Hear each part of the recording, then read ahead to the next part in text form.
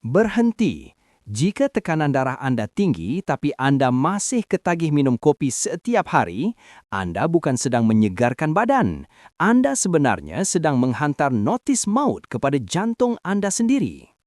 Kajian dari Universiti Osaka, Jepun mengesahkan, bagi individu dengan tekanan darah melebihi 160/100, meminum 2 cawan kopi atau lebih sehari akan menggandakan risiko kematian akibat serangan jantung.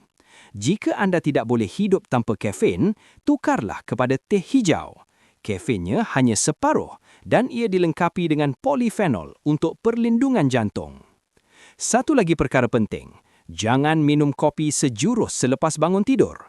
Pada waktu itu, hormon kortisol sedang bekerja keras untuk menyedarkan badan Anda secara alami.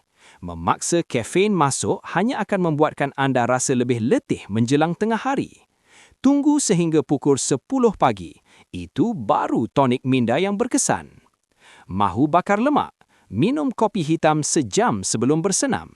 Ingat 2 peraturan ini untuk menukar kopi daripada racun kesihatan kembali menjadi suplemen kehidupan. Hantarkan video ini kepada rakan yang tidak boleh berpisah dengan kopi.